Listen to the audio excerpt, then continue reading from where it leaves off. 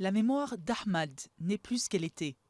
Mais ce Palestinien de 13 ans, au crâne couvert de points de suture, n'oubliera jamais le jour de son accident, lors d'affrontements à Jérusalem-Est. Il a reçu en pleine tête une balle en caoutchouc tirée par un policier israélien. Quand il s'est réveillé après 45 jours de coma, il ne pouvait plus lire ni écrire.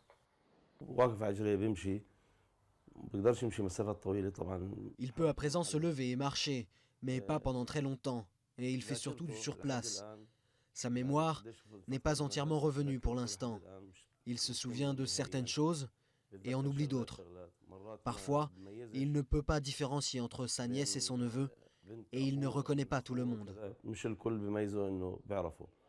Yahya a quant à lui perdu un œil.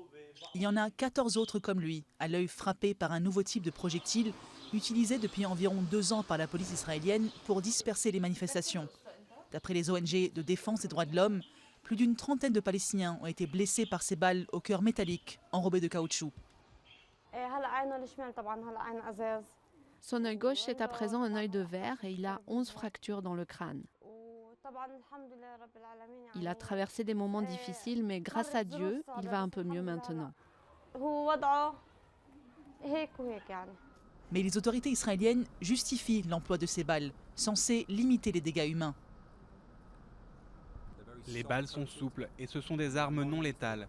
Cela veut dire que lorsque nous touchons un suspect avec une balle en caoutchouc, à une distance d'au moins 25 mètres bien sûr, nous pouvons le neutraliser immédiatement. Human Rights Watch dénonce tout de même les conditions dans lesquelles les balles sont utilisées.